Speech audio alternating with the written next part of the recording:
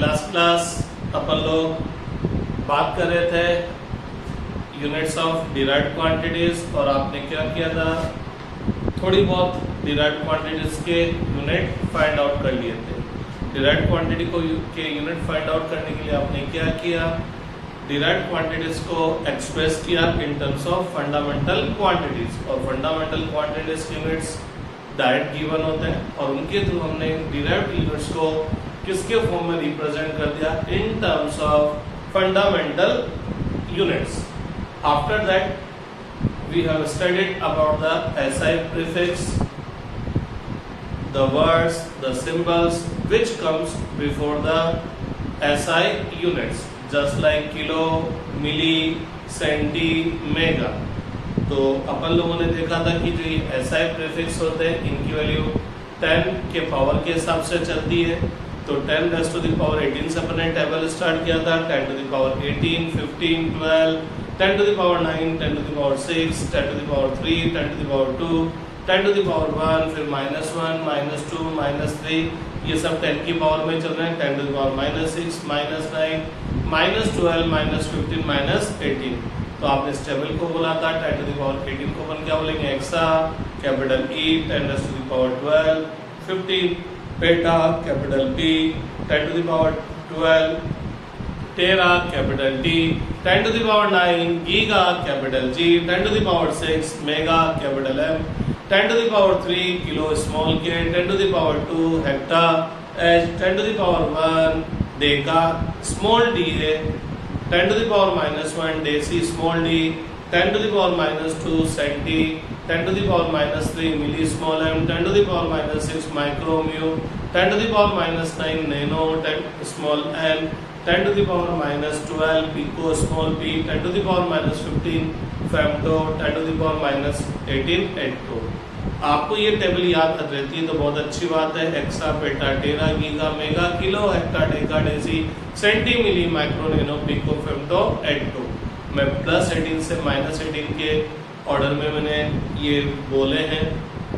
अगर आपको ये याद रहते तो बहुत अच्छी बात है और नहीं रहते तो एटलीस्ट किलो का मतलब आपको पता होना चाहिए 10 टू द पावर 3, मेगा का मतलब आपको पता होना चाहिए 10 टू द पावर 6, सेंटी का मीनिंग आपको पता होना चाहिए 10 टू द पावर -2, मिली का मीनिंग पता होना चाहिए 10 टू द पावर -3, माइक्रो का मीनिंग पता होना चाहिए -6, नैनो 10 टू द पावर -9 और pico 10 to the power -12। Means ये तो नींद में उठाकर आपसे पूछे तो आपको याद होने चाहिए। आज अपन बात करते हैं dimensions of a physical quantity.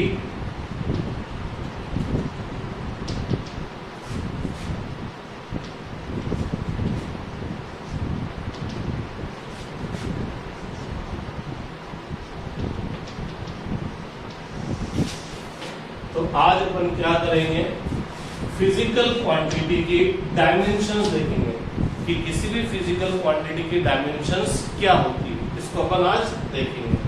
तो क्या होता है, कोई भी फिजिकल क्वांटिटी है आप उसके यूनिट को बहुत डिफरेंट वे में राइट डाउन कर सकते हैं। फॉर एग्जांपल आप इस स्पीड का यूनिट मीटर पर सेकंड राइट कर सकते हैं, अरे किलोमीटर पर आवर राइट कर सकते हैं, फीट पर सेकंड राइट कर सकते हैं, सेंटीमीटर पर सेकंड राइट कर सकते हैं, मीटर पर मिनट राइट कर सकते हैं। तो आप किसी भी फिजिकल क्वांटिटी के यूनिट को बहुत डिफरेंट में राइट कर सकते हैं। मैं एक एग्जांपल ले रहा हूँ, स्पीड। तो स्पीड के यूनिट को आप बहुत डिफरेंट वे में राइट कर सकते हैं। लेकिन आप एक बात देखिएगा, मैं स्पीड का यूनिट चाहे किलोमीटर पर आवर राइट कर रहा हूँ, चाहे मीटर पर सेकंड राइट कर रहा हूँ, चाहे मीटर पर मिनट राइट कर रहा हूँ, चाहे सेंटीमीटर पर सेकंड राइट कर रहा हूँ। लेकिन एक बात है, in order to find the unit of speed मैं सब में एक काम कर रहा हूँ, unit of length divided by unit of time, unit of length divided by unit of time, unit of length divided by unit of time. It's means चाहे मैंने यूनिट ऑफ स्पीड अलग अलग लिखा है, लेकिन हर केस के अंदर यूनिट स्पीड का यूनिट फाइंड आउट करने के लिए हमेशा मैं एक ही काम कर रहा हूँ, लेंथ के यूनिट को किससे डिवाइड कर रहा हूँ, टाइम के यूनिट से। तो ऐसा करते हैं, अब अपन स्पीड का जो यूनिट होता है उसको थोड़ा जनरल फॉर्मेट में लिख देते हैं। जनरल फॉर्मेट का मतलब जिसमें मेजरिंग सिस्टम स्पेसिफाइड नहीं हो, क्योंकि जब अपन मीटर पर सेकंड बोलते हैं तो यहाँ पर अपन मेजरिंग सिस्टम ले लेते हैं कि मीन्स लेंथ टाइम को किस में मेजर किया, तो यहाँ फिक्स हो गया कि लेंथ को हमने किस में मेजर किया, मीटर में, टाइम को सेकंड में। जब मैं किलोमीटर पर आवर लेता हूँ तो फिर यहाँ पर मेजरिंग सिस्टम फिक्स हो गया कि लेंथ किलोमीटर में मेजर की जाएगी, टाइम आवर में मेजर किया जाएगा।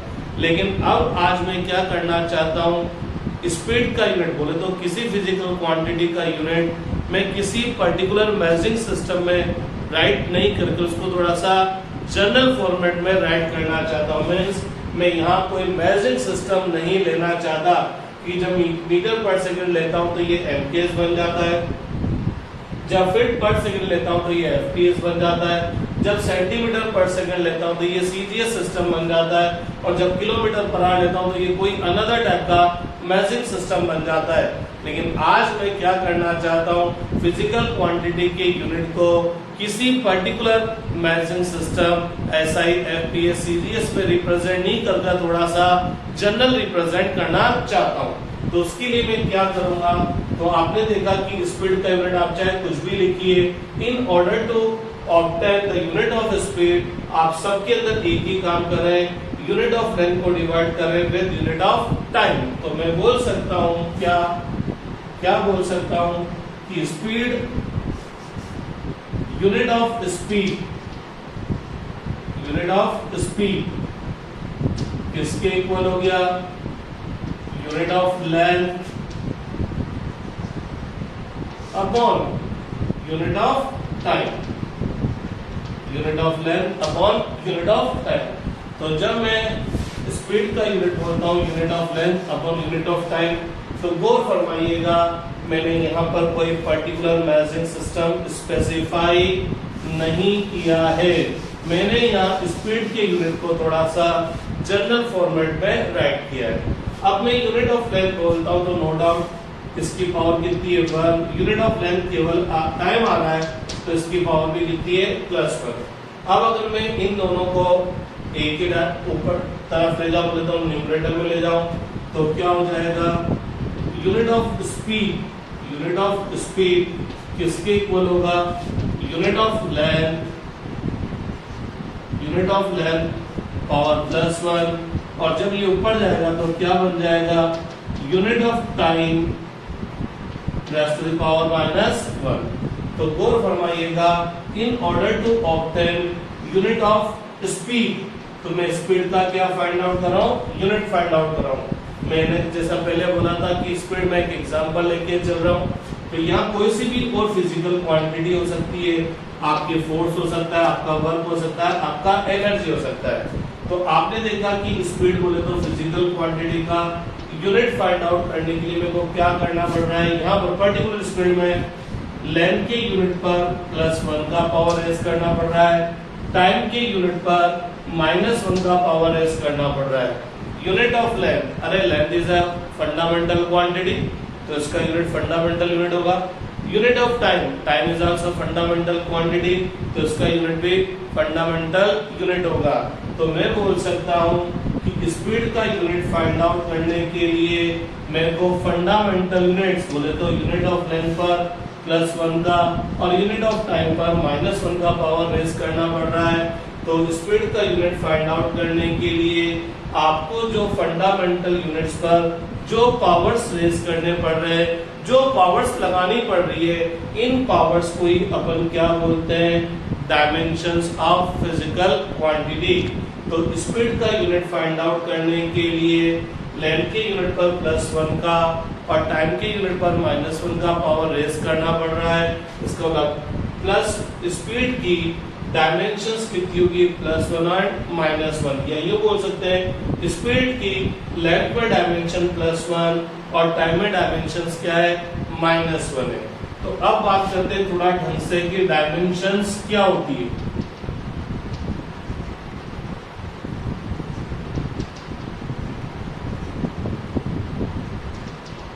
तो अब बात करते हैं कि किसी भी फिजिकल क्वांटिटी की डायमेंशंस क्या होती है। तो मैंने आपको बोला स्पीड बोले तो फिजिकल क्वांटिटी का क्या फाइंड आउट करना पड़ा, मेरे को यूनिट फाइंड आउट करना है। तो मेरे को लेंथ के यूनिट पर +1 का और टाइम के यूनिट पर -1 का पावर रेज करना पड़ रहा है। तो ये जो पावर रेस करनी पड़ रही है, ये जो पावर रेस करनी पड़ रही है, क्या फाइंड आउट करने के लिए? फिजिकल क्वांटिटी का यूनिट फाइंड आउट करने के लिए किन पर रेस करनी पड़ रही है? फंडामेंटल यूनिट्स पर रेस करनी पड़ रही है। तो इन पावर्स को ही क्या बोलते हैं? Dimensions of that physical quantity. तो अब अगर ढंग से मैं बोलूं तो dimensions of a physical quantity are the powers, dimensions of a physical quantity are the powers which we have to raise to the fundamental units in order to obtain unit of that physical quantity। तो किसी भी physical quantity की dimensions वे powers है जिसे उस physical quantity का unit obtain करने के लिए हमको फंडामेंटल यूनिट्स पर रेस करनी पड़ रही है। तो फिजिकल क्वांटिटी का यूनिट फाइंड आउट करने के लिए जो फंडामेंटल यूनिट्स पर पावर्स आपको रेस करनी पड़ रही है, उन पावर्स को ही क्या बोलते हैं? डायमेंशंस बोलते हैं।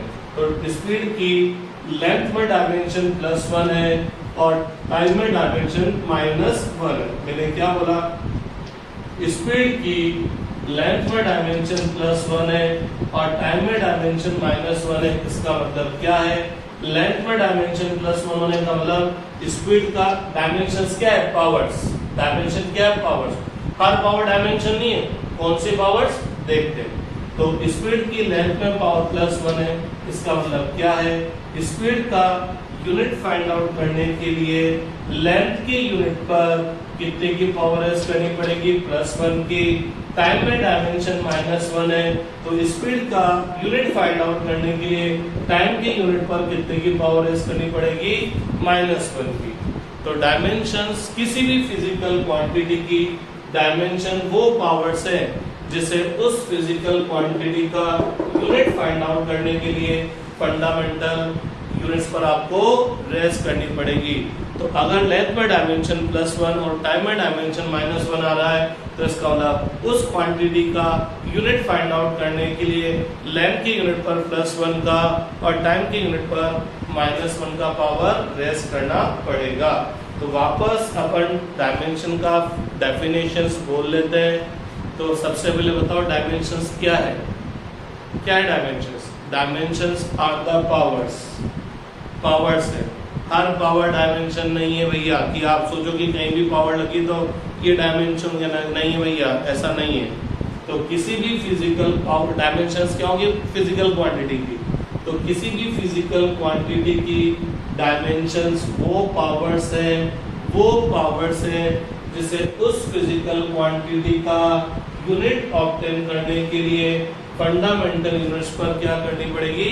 रेस करनी पड़ेगी।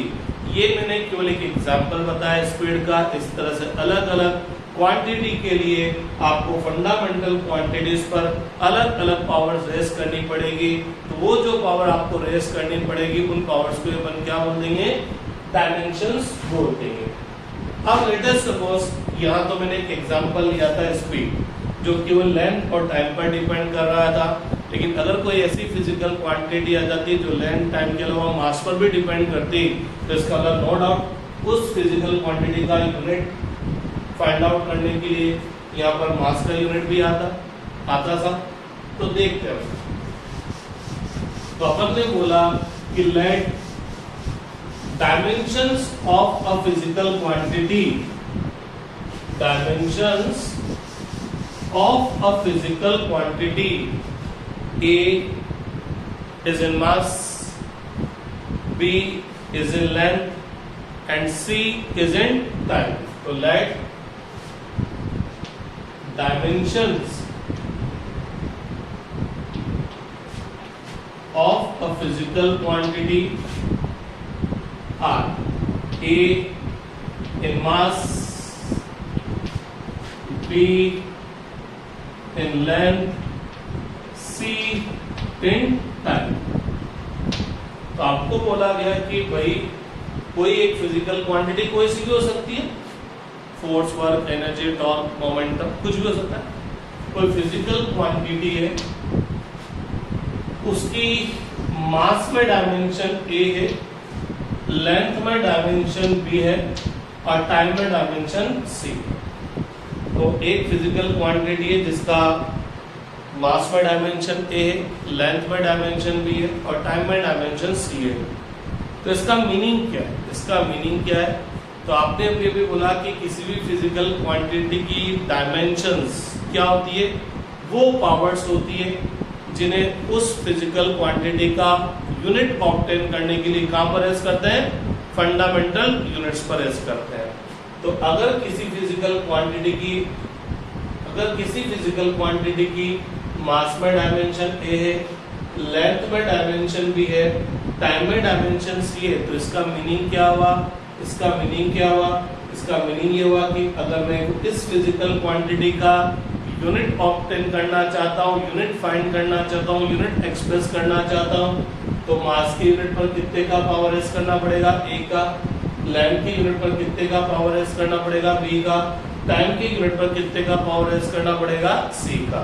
तो अगर आपसे बोला गया किसी फिजिकल क्वांटिटी की मास में डायमेंशन ए है, लेंथ में डायमेंशन बी है और टाइम में डायमेंशन सी है, तो इसका मतलब क्या हुआ? यूनिट ऑफ फिजिकल क्वांटिटी, जिसको अपन यू से भी रिप्रेजेंट कर सकते हैं, यूनिट ऑफ फिजिकल क्वांटिटी क्या होगी? यूनिट ऑफ मास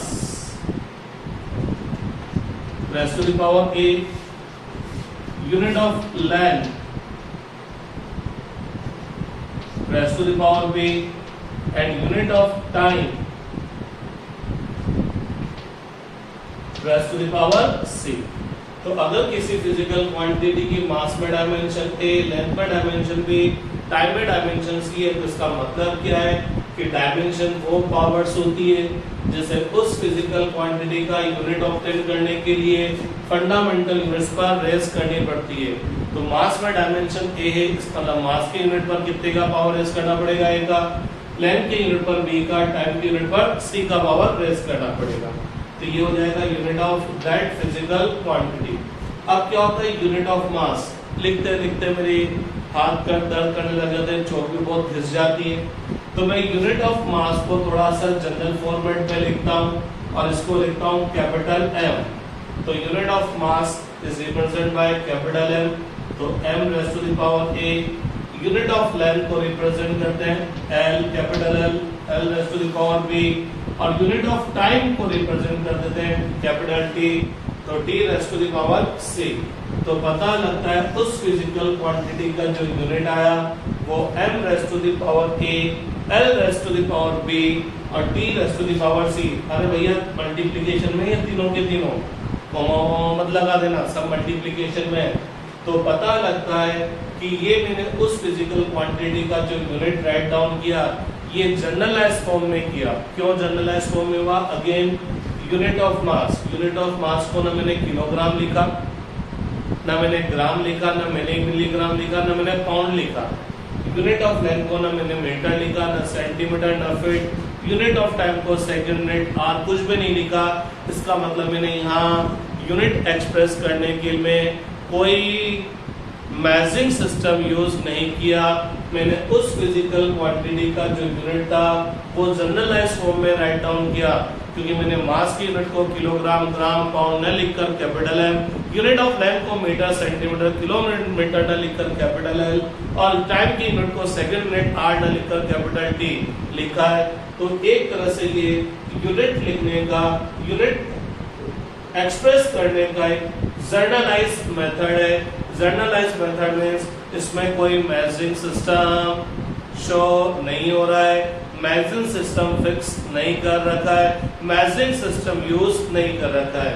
तो ये जो यूनिट एक्सप्रेस करने का जो जनरलाइज मेथड है, इस मेथड को एक चीज बोल दिया जाता है डायमेंशन फॉर्मूला।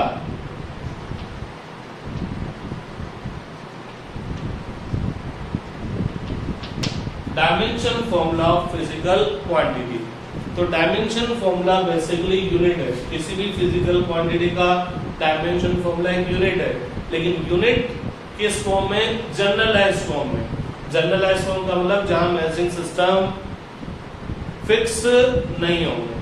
तो आज के बाद आपको एक प्रॉब्लम आने वाली है आपसे एग्जाम में यूनिट पूछा जाएगा, बच्चे डायमेंशन फॉर्मूला राइट डाउन कर आएंगे, डायमेंशन फॉर्मूला पूछा जाएगा, यूनिट राइट डाउन कर आएंगे।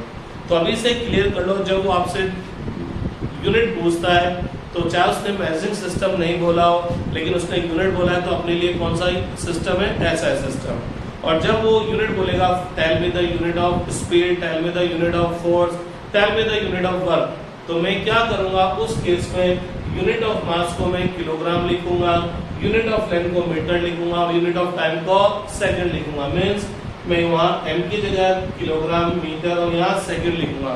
लेकिन जब उसने डायमेंशंस बोला है तो मैं यूनिट ऑफ मास को किलोग्राम, ग्राम नहीं लिखूंगा, m लेंथ की यूनिट को मीटर, सेंटीमीटर नहीं लिखूंगा, l और टाइम की यूनिट को क्या लिखूंगा, d।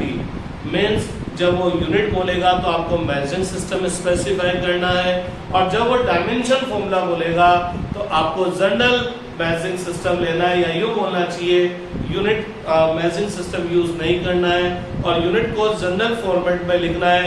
और उस जनरल फॉर्मेट में unit of mass capital M, unit of length capital, unit of mass capital M, unit of length capital L और unit of time capital T होगा। तो this generalised writing of unit is known as dimension formula of physical quantity. तो अगर अपन किसी भी physical quantity के unit को जनरल वे में रिप्रेजेंट करेंगे तो उसी को अपन क्या बोल देते हैं, dimension formula of that physical quantity.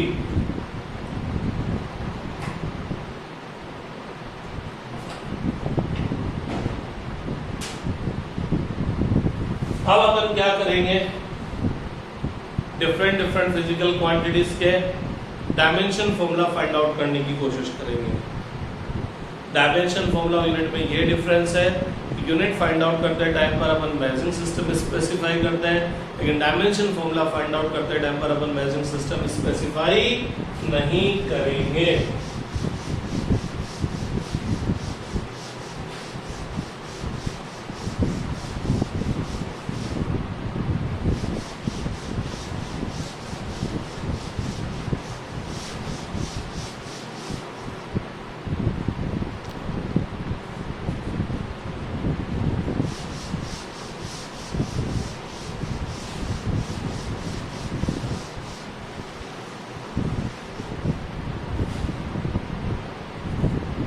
अपन बात करते हैं डायमेंशनल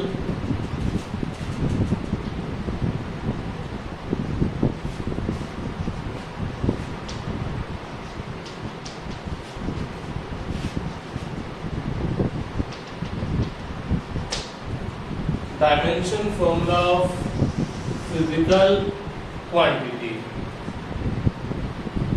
ठीक है, सबसे पहले अपन इस पर बात करते हैं अबाउट एरिया। अबाउट एरिया, तो अगेन किसी भी फिजिकल क्वांटिटी का डायमेंशन फाइंड आउट करने के लिए, डायमेंशन फॉर्मूला फाइंड आउट करने के लिए सबसे पहले उसको अपन अगेन वही फंडामेंटल क्वांटिटीज के फॉर्म में रिप्रेजेंट करेंगे। तो अपन जानते हैं एरिया का क्या फॉर्मूला होता है, area of rectangle length multiply by breadth. क्या होता है, लेंथ मल्टीप्लाई बाय ब्रेड्थ होता है। तो डायमेंशन फॉर्मूला ऑफ एरिया इसके इक्वल होगा, क्योंकि एरिया के फॉर्मूले में लेंथ और ब्रेड्थ मल्टीप्लाई हो रहे हैं। तो डायमेंशन फॉर्मूला ऑफ एरिया क्या होगा, dimension formula of length multiply by dimension formula of breadth. ठीक है, अब डायमेंशन फॉर्मूला लिखने में फिर वो टाइम लगता है इस तरह से, तो इसको थोड़ा शॉर्टकट कर दिया गया और डायमेंशन फॉर्मूला ऑफ ए को आप इस तरह से ब्रैकेट लगाकर ए लिख दें। तो ब्रैकेट लगाकर आपने अंदर फिजिकल क्वांटिटी लिख दी है, तो इसका मतलब आप इस फिजिकल क्वांटिटी की किसकी बात करें, डायमेंशन फॉर्मूला की बात करें। तो डायमेंशन फॉर्मूला ऑफ ए क्या होगा, dimension formula of L multiply by dimension formula of B. तो डायमेंशन फॉर्मूला ऑफ ए क्या होगा, डायमेंशन फॉर्मूला ऑफ एल बोले तो लेंथ का डायमेंशन फॉर्मूला, लेंथ का unit, dimension formula of length बोले तो यूनिट ऑफ लेंथ। लेकिन कौन से सिस्टम में, जनरलाइज सिस्टम में, और जनरलाइज सिस्टम में लेंथ की यूनिट को अपन मीटर किलोमीटर नहीं लिखेंगे, एल ब्रेथ भी लेंथ ही होती है, तो इसका भी डायमेंशन फॉर्मूला L हो गया, L multiply by L square, और आप चाहे तो इसको राइट कर सकते हैं m raise to the power 0 t L raise to the power 2 और t raise to the power 0, क्योंकि शायद बचपन में पढ़ा था कि किसी की भी पावर 0 हो उसकी वैल्यू क्या होती है 1, तो m raise to the power 0 की value 1, t raise to the power 0 की वैल्यू 1 को L raise to the power 2 से मल्टीप्लाई करेंगे, L raise to the power 2 आ गया, तो ये क्या हो गया डायमेंशन फॉर्मूला ऑफ एरिया। तो पता लगा डायमेंशन फॉर्मूला ऑफ एरिया का मतलब generalise representation of unit, unit को मैंने जनरलाइज फॉर्म में रिप्रेजेंट किया, तो पता लगा एरिया का यूनिट ऑब्टेन करने के लिए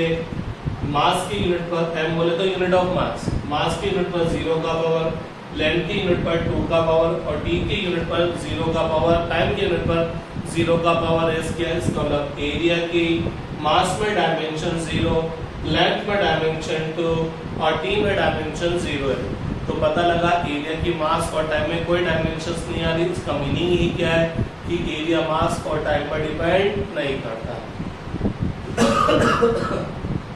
ठीक है, ये तो हुआ डायमेंशन फॉर्मूला, और ये जो पावर्स है ये क्या हो जाएगी डायमेंशंस।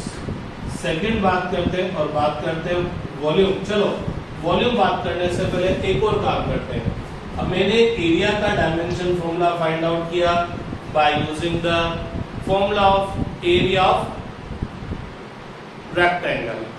ऐसा करते हैं, एरिया का डायमेंशन फॉर्मूला फाइंड आउट करते हैं area of circle, area of circle.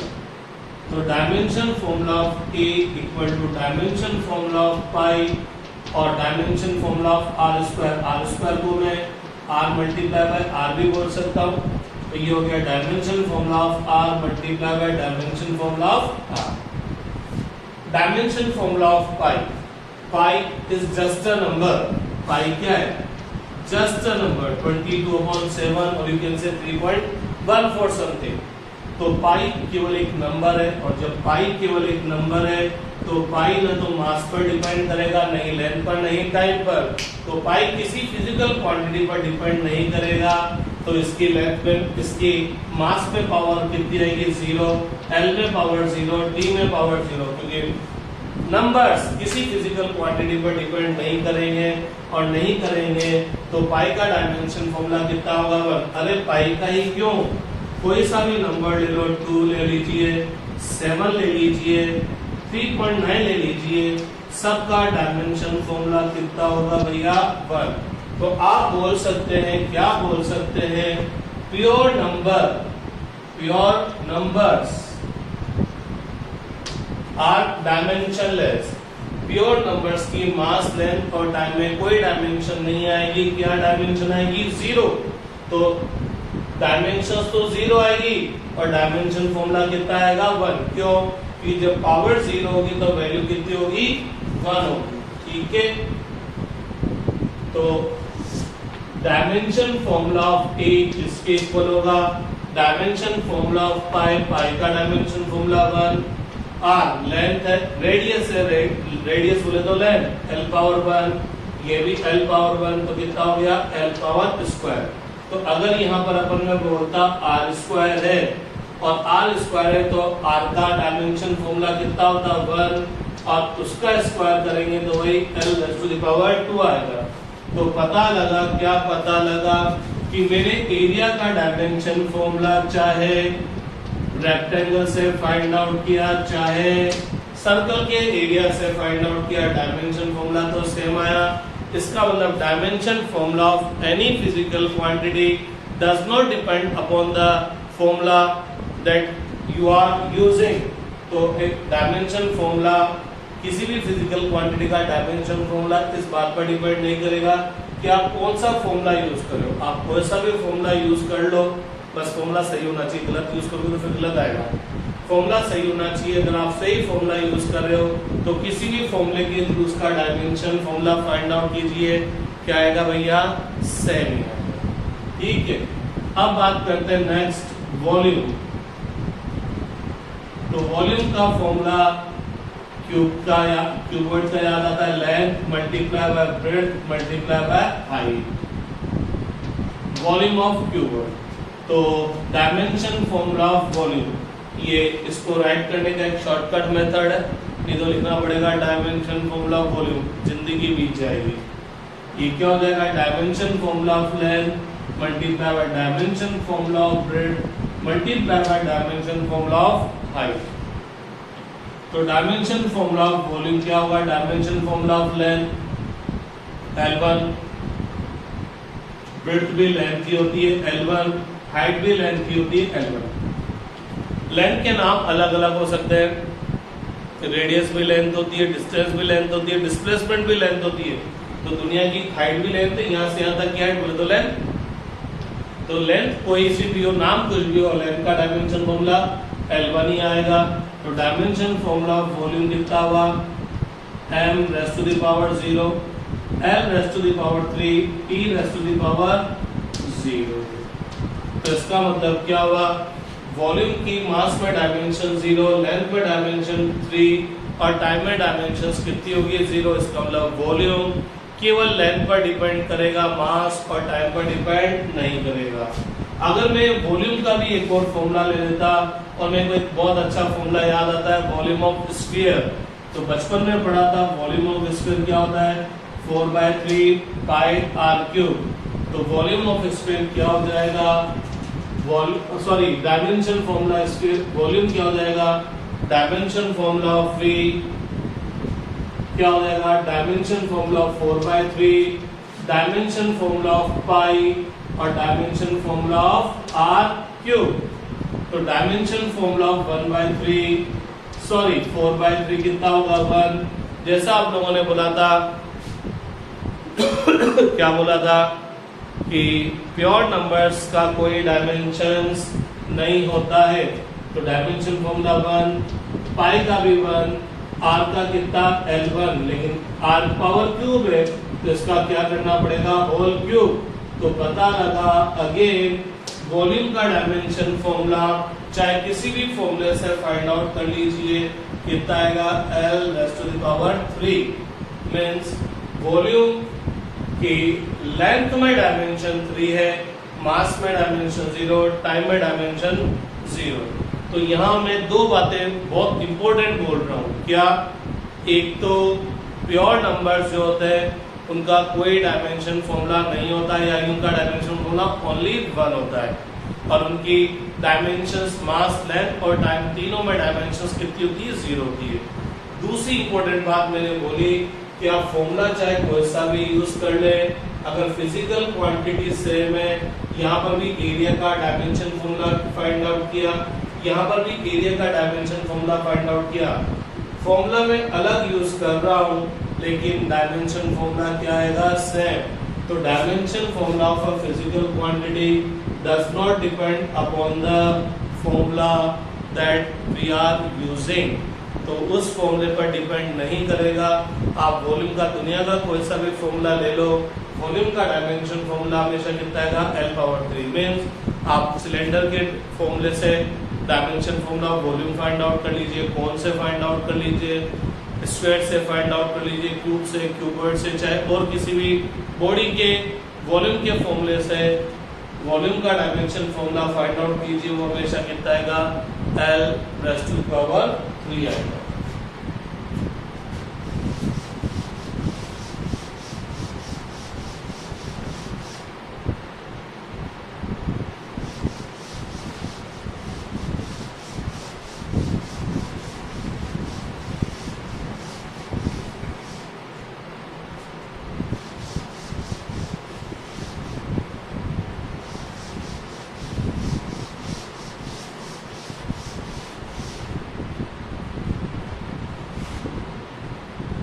चलिए अब आगे बढ़ते हैं थोड़ा सा और बात करते हैं अबाउट डेंसिटी। डेंसिटी का फॉर्मूला होता है mass upon volume, mass upon volume. तो dimension formula of density, dimension formula of density क्या हो जाएगा, dimension formula of mass upon dimension formula of volume. वैसे तो मैंने आपको कहा था कि किसी भी फिजिकल क्वांटिटी का डायमेंशन फॉर्मूला फाइंड आउट करना है तो आप उस फिजिकल क्वांटिटी को फंडामेंटल क्वांटिटी में एक्सप्रेस कीजिए। लेकिन अब मेरे को थोड़ी सी नॉलेज मेरी इंप्रूव हो गई, अब मैं फंडामेंटल क्वांटिटी के साथ साथ एरिया और वॉल्यूम का भी डायमेंशन फॉर्मूला जानता हूँ। तो मैं अब इसको फंडामेंटल वॉल्यूम को और आगे जाकर फंडामेंटल क्वांटिटी के फॉर्म में रिप्रेजेंट नहीं करूंगा, क्योंकि मेरे को डायरेक्ट वॉल्यूम का डायमेंशन फॉर्मूला पता है। तो डायमेंशन फॉर्मूला ऑफ डेंसिटी क्या होगा, dimension formula of mass upon dimension formula of volume. Volume का कितना हुआ, L पावर 3, तो ये हो गया m1 L पावर -3 और T पावर 0। इसका मतलब डेंसिटी की मास में डायमेंशन 1 है, लेंथ में डायमेंशन -3 है और टाइम में डायमेंशन कितनी है, 0। नेक्स्ट आगे डिस्कस करते हैं और बात करते हैं अबाउट स्पीड और वेलोसिटी। देखा जाए तो स्पीड और वेलोसिटी दोनों डिफरेंट चीजें होती है, लेकिन हाल फिलहाल अपन इनको ज्यादा डिफरेंस करके नहीं देखेंगे। जब अपन चैप्टर पढ़ेंगे, मैकेनिक्स डायनामिक्स पढ़ेंगे, वहां पर अपन मोशन और वेलोसिटी में डिफरेंस देखेंगे। हाल फिलहाल तो अपन इसका डायमेंशन फॉर्मूला राइट डाउन कर देते हैं, डिस्टेंस अपॉन टाइम। तो डायमेंशन फॉर्मूला ऑफ स्पीड और you can say dimension formula of velocity किसके इक्वल हो जाएंगे, dimension formula of distance upon dimension formula of time. Distance बोले तो लेंथ, लेंथ का डायमेंशन फॉर्मूला d1, टाइम का dimension formula murder कर दिया मैंने, लेंथ का डायमेंशन फॉर्मूला L1, टाइम का डायमेंशन फॉर्मूला t1, तो ये हो जाएगा L1 T पावर -1। ये आप इसको लिख सकते हैं m0 L1 T पावर -1। तो चलिए आज इतना से स्टडी करते हैं, कल फिर और आगे स्टडी करेंगे।